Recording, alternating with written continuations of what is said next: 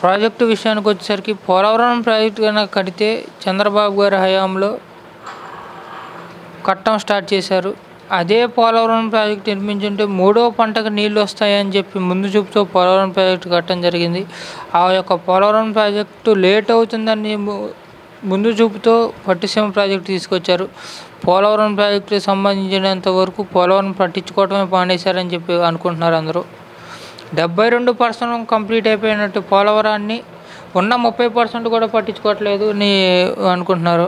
దాని కింద ఇద్దరు ఇరిగేషన్ మినిస్టర్లు పనిచేశారు సార్. ఒకళ్ళు వచ్చేసరికి అనిల్ కుమార్ యాదవ్ గారు, ఒకళ్ళు వచ్చేసరికి అంబటి రాంబాబు గారు. దాని మీద మీరు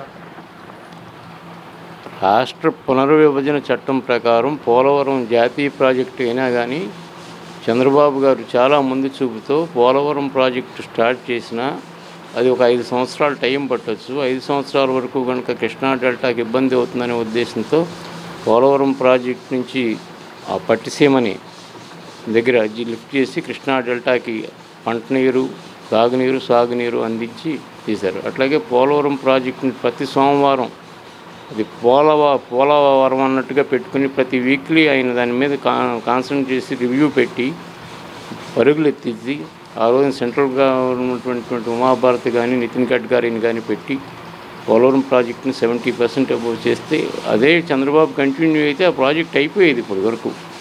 అది దాన్ని వాళ్ళు కనీసం పట్టించుకోకుండా రివర్స్ అని చెప్పి తీసుకెళ్ళి వాళ్ళని కాంట్రాక్టర్ని మార్చి ఇంకో కాంట్రాక్టర్ని పెట్టి నానా ఇది చేశారు. నవయుగా వాళ్ళని పంపించేసి మళ్ళీ వాళ్ళ మెగా వాళ్ళని తీసుకొస్తే అసలు ఒక్క అడుగు ముందుకు వేయకుండా ఎక్కడ ప్రాజెక్టు కనీసం కాపర్ డ్యామ్ కొట్టుకునేటువంటి దౌర్భాగ్య పరిస్థితి తీసుకొచ్చారు. అసలు ఇరిగేషన్ మినిస్టర్లు అనే దానికల్లా ఆ ఇరిగేషన్ మినిస్టర్లకి అసలు వాటి మీద ఏమాత్రం అవగాహన లేని వాళ్ళిద్దరూ కూడా, వాడు అనిల్ కుమార్ కానీ ఇప్పుడు అంబటి రాంబాబు కానీ అసలు వాళ్ళకి ఆ ఇరిగేషన్ మీద ఏమాత్రం అసలు ఇది లేదు, వాళ్ళకి అవగాహన లేదు. అదేవిధంగా చూద్దాం సార్. ఇప్పుడు వచ్చేసరికి 3 రాజధానులు అన్నారు, ఒక రాజధాని కూడా నిర్మించిన పరిస్థితి ఏర్పడుతుంది. జగన్ గారు చెప్పినట్టుగా 3 రాజధానులు నిర్మించిన లేదు, ఒక రాజధాని కట్టుబడి ఉన్న మన రాష్ట్రంలో కొంత కాకపోయినా కొంతైనా నిరుద్యోగుల సంఖ్య తగ్గేది అని చెప్పి అంటున్నారు. దాని మీద మీరు భారతదేశంలో రాజధాని లేనటువంటి రాష్ట్రం ఏదన్నా ఉంది ఈ రోజుకంటే అది ఆంధ్రప్రదేశ్. ఆంధ్రప్రదేశ్ వాళ్ళు ఎక్కడికి వెళ్ళినా, హైదరాబాద్ వెళ్ళినా లేకపోతే ఇండియాలో ఎక్కడికి వెళ్ళినా లేదా ఇతర దేశాలు వెళ్ళినా మీ రాష్ట్ర రాజధాని ఏదంటే చెప్పుకోలేనటువంటి దౌర్భాగ్య పరిస్థితి. అది అమరావతి అనేది చంద్రబాబు నాయుడు సొంతం కోసం ఇంకోటి కోసం రాష్ట్రాన్ని ఒక భౌగోళికంగా తీసుకుని అదొక సెంటర్ పాయింట్, అటు రాయలసీమ జిల్లాలకు కానీ ఇటు ఉత్తరాంధ్ర జిల్లాలకు కానీ సెంటర్ పాయింట్ అది. అందుకని చెప్పి ఆ రాజధాని గుంటూరు, విజయవాడ మధ్యలో పెడితే అది అందరికీ అందుబాటులో ఉంటుందని చెప్పి రాజధాని మంచి ఆలోచన చేసి దాన్ని మంచి ఇది అసెంబ్లీ, హైకోర్టు అన్నీ కట్టించిన తర్వాత రెండోది అన్నిటికంటే ముందు ల్యాండ్ ఫీలింగ్. ప్రపంచంలో ఎక్కడా కూడా 26 నుంచి 27 వేల రైతులు 34,000 ఎకరాలు 34,000 ఎకరాలు ఉచితంగా ల్యాండ్ పూలింగ్ ఇచ్చిన చరిత్రలో ఎక్కడ లేదు. ఎందుకు ఇచ్చారు? ఈ రాజధాని వస్తుంది, ఈ రాజధాని వస్తే మన రాష్ట్రం అభివృద్ధి చెందుద్ది, మన రాష్ట్రం అభివృద్ధి చెందితే మన పిల్లలు, మన మనవాళ్ళు, మన తరతరాలు బాగుంటాయనే ఉద్దేశంతో ఆ రాజధానికి స్వచ్ఛందంగా ముందుకొచ్చి చిన్న రైతుల్ని నానా ఇబ్బంది పెట్టారు. ప్రపంచ చరిత్రలో ఎక్కడో కూడా 34 ఎకరాల రైతులు ముందుకొచ్చి మా పొలాలు మీరు తీసుకొని రాజధాని నిర్మించిందనేటువంటి ఇది ఒక చరిత్ర.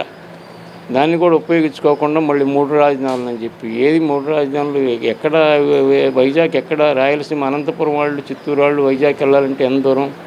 అసలు వాళ్ళకి ఏమీ లేదు, అవగాహన లేదు. వాళ్ళది స్వార్థం కోసం చేసుకుంటున్నారు. కానీ అమరావతి అనేటువంటి రాజధాని భౌగోళికంగా రాష్ట్రం మధ్యలో ఉన్నటువంటిది, అటు రాయలసీమకి, ఇటు ఉత్తరాంధ్రకి, ఇటు కోస్తాకి అందరికీ మధ్యలో ఉంది.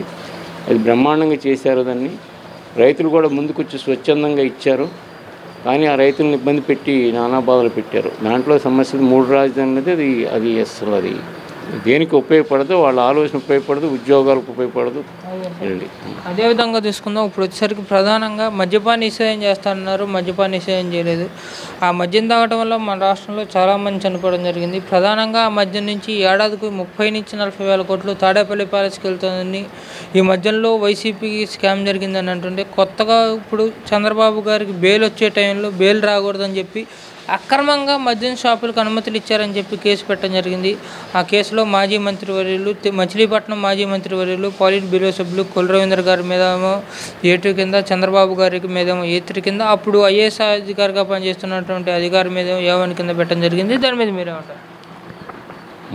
మద్యం పాలసీ మీద వాదన ఇస్తే క్యాబినెట్ తీసుకున్న దాన్ని ఇంపులో అంతా డిస్కస్ చేసి ఒక నిర్ణయం చేసి దాన్ని క్యాబినెట్లో పెట్టిన దాన్ని అప్పుడు ఆ ఎక్సైజ్ పాలసీ అనేది తీసుకుంటానికి క్యాబినెట్లో పెట్టి తీసుకున్న దాన్ని ఎవరినో ఒక బాధ్యత చేయటం అనేది కరెక్ట్ కాదు.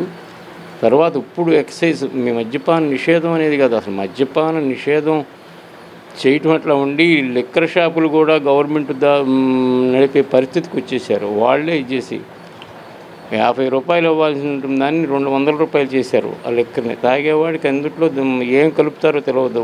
అసలు రకరకాల కొత్త కంపెనీలు, అసలు బ్రాండ్లు ఉన్న కంపెనీలు లేవు, వాళ్ళకి అనుకూలమైన కంపెనీలు, వాళ్ళే ఉత్పత్తి, వాళ్ళే మార్కెటింగ్, దాంట్లో ఏం మందులు కలుపుతారో వాళ్ళ ఆరోగ్యాలు పాడైపోతున్నాయి.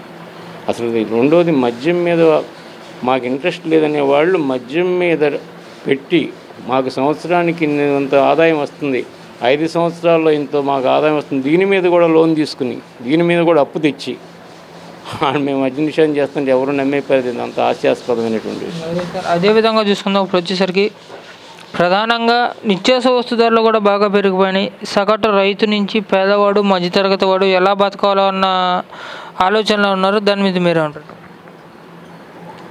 ఖర్చులు పెరిగిపోయి, ఆదాయాలు తగ్గిపోయి, ఏదో మేము వాళ్ళకి డబ్బులు వేస్తున్నాం, వీళ్ళు డబ్బులు వేస్తున్నాం అంటున్నాడు. అసలు వరకే మామూలుకి స్వతస్థాయిలు కల్పించి మనిషి జీవనానికి వాళ్ళ ఉపయోగానికి వాళ్ళకి చూపించాలి. కానీ ఎంతసేపు ప్రభుత్వం మీద మేము వేసాం 5,000 10,000 మీద ఆధారపడి బతకడం తప్పితే వాళ్ళకు ఉపాధి మార్గాలు చూపించకుండా ఏదో కాలక్షేపం కబుర్లు చెప్పి వాళ్ళకి ఆ డబ్బు ఈ డబ్బులు వేయటం కంటే వాళ్ళకి ఉపాధి మార్గాలు చూపించాలి. జీవన వ్యయం పెరిగిపోయింది. కనీసం కరెంటు బిల్లులు 3 రెట్ల నుంచి 4 రెట్లు విద్యుత్ బిల్లులు పెరిగిపోయినాయి. వాళ్ళు ఉపాధి కల్పించకపోతే పేరు వాళ్ళ జనానికి అసలు జీవనానికి ఇబ్బంది అయినటువంటి పరిస్థితులు తీసుకొస్తున్నారు. మన రాష్ట్రానికి 24 ఎన్నికల్లో సీఎం ఎవరు అవుతారని మీ అభిప్రాయం? అవినిగడ్డ నియోజకవర్గ ప్రజలు ఎవరికి మాకు చూపుతారని? అవనిగడ్డ నియోజకవర్గం వరకు బుద్ధప్రసాద్ గారికి మంచి మెజార్టీ ఉంది, మంచి నాయకుడు కూడా. అది ఆయనకు ఎటువంటి అలవాట్లు లేవు, ఉందాతనైనటువంటి రాజకీయాలు చేస్తారు. ప్రజలు కూడా ఆయనకి సపోర్ట్ చేయడానికి సిద్ధంగా ఉన్నారు. బుద్ధప్రసాద్ గారు గెలవడానికి మంచి ఛాన్స్ ఉంది, ఆయనే గెలుస్తాడని అనుకుంటున్నాం. గవర్నమెంట్ కూడా చంద్రబాబు ముఖ్యమంత్రి అవుతాడని చెప్పి చేస్తున్నాం. చివరిగా చెప్పేది ఏంటంటే, గ్రామ స్థాయిలో కార్యకర్తలను చంద్రబాబు గారు పార్టీ ప్రధాన కార్యదర్శిగా ఉండగా, రామారావు గారి టైంలో చంద్రబాబు గారు జనరల్ సెక్రటరీ ఉండగా గ్రామ కమిటీలు, మండల కమిటీలు, జిల్లా కమిటీలు అనేటువంటిది పెట్టింది ఆయనే. ఇవాళ పార్టీ ఇంత ఎస్టాబ్లిష్గా ఉంది, ఇంత స్ట్రాంగ్గా ఉందనడానికి చేయడానికి కారణం చంద్రబాబు. గ్రామ కమిటీలు, మండల కమిటీలు, మేము పార్టీలోకి వచ్చినటువంటి కొత్తలో ఆయన బోర్డు. కానీ తర్వాత క్షేత్రస్థాయిలో పార్టీ, మండల స్థాయిలో, గ్రామ స్థాయిలో పార్టీ యాక్టివిటీస్ ఉండే, మండల పార్టీ ప్రెసిడెంట్లు ఏం చేస్తున్నారు, గ్రామ పార్టీ ప్రెసిడెంట్ పార్టీ దీంట్లో అక్కడ ఉండి ఆఫీసులో ఉండి ఏదో చెప్తే వినటం కాకుండా క్షేత్రస్థాయిలో ఉండాలి. అలా ఏంటంటే పోలింగ్ బూత్ స్థాయిలో సుమారుగా మా మండలంలో 44 పోలింగ్ బూత్లు ఉన్నాయి. Booth wise organisation. ఈ బూత్లో ఎటువంటి ఇది ఉంది, ఓట్లు ఉన్నాయా, దొంగ ఓట్లు పడ్డాయా, లేకపోతే మన పార్టీ వాళ్ళు ఓట్లు పోతున్నాయా ఏంటి. రేపు అట్లాగే బూత్లో ఏజెంట్లు, పోలింగ్ బూత్ వైజు స్ట్రాటజీ ఉండాలి. పోలింగ్ బూత్ వైజ్ చేస్తేనే మనం సక్సెస్ అవ్వడానికి ఏంటంటే పార్టీ గెలవడానికి జనంలో బ్రహ్మాండ స్పందన ఉంది. పోలింగ్కి వచ్చేతనికి పోలింగ్ బూత్ వైజ్గా ఆర్గనైజేషన్ ఉండి డోర్ టు డోర్ వాచ్ చేసి, అసలు డోర్ టు డోర్ వాచ్ చేయాలి ముందు. ఉండేది పోలింగ్ బూత్ దగ్గర ఏజెంట్లు, పార్టీ సురక్షిత జనసేన తెలుగుదేశం కార్యకర్తలు కూడా పోలింగ్ బూత్ దగ్గర బాగా యాక్టివ్గా పనిచేస్తే ఎటువంటి డోకా లేకుండా ప్రభుత్వం వస్తుంది, చంద్రబాబు ముఖ్యమంత్రి అవుతాడు.